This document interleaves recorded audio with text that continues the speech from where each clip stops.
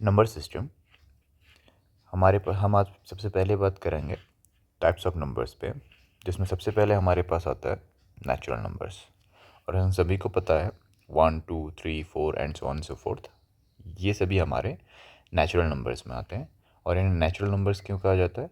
क्योंकि हम इन्हें जब काउंट करते हैं, तो जब हमने पहली बार काउंट करना शुरू किया तो नेचुरली हमने चीज़ों को 1 2 3 and so on so fourth इस तरीके से काउंट शुरू किया था। तो दीज नंबर्स, ये जो नंबर्स थे हमारे, ये नेचुरली हमारे पास आए। नेचुरली हमने चीज़ों को इसी तरह से काउंट करना शुरू किया था, इसीलिए इन्हें नेचुरल नंबर्स या फिर प्राकृत संख्याएं कहते हैं। फिर दूसरे नंबर पर हमारे पास आते हैं होल नंबर्स, जिन्हें हम पूर्ण संख्याएं बोलते हैं।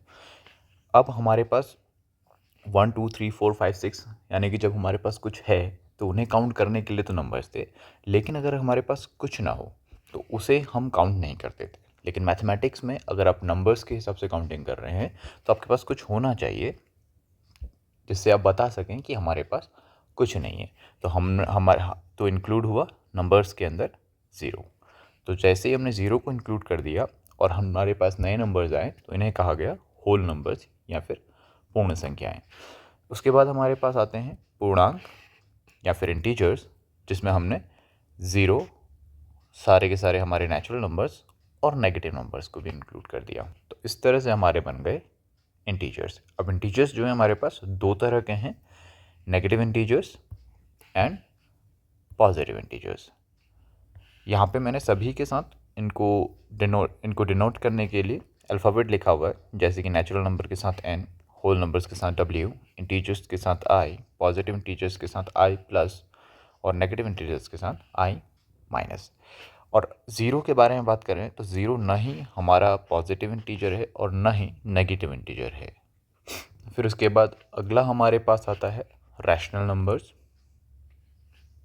तो रैशनल नंबर्स, इरैशनल नंबर्स के बारे में हम कुछ देर बाद डिस्कस करेंगे, अगली वीडियोस में हम देखेंगे। क्योंकि रैशनल नंबर्स और इरैशनल नंबर्स को समझाने से पहले कुछ बेसिक चीज़ें हैं जिन पे मैं आपका ध्यान खींचना चाहूँगा। उसके बाद हम रैशनल और इरैशनल नंबर्स को देखेंगे।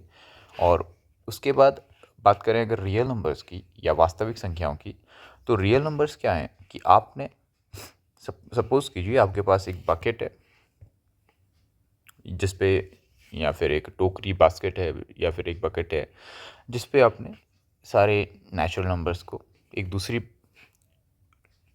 बकेट आपके पास है जिसमें आपने सारे होल नंबर्स को, एक में सारे इंटीजर्स को रखा हुआ है, एक में सारे रैशनल नंबर्स को और एक में सारे इरैशनल नंबर्स को।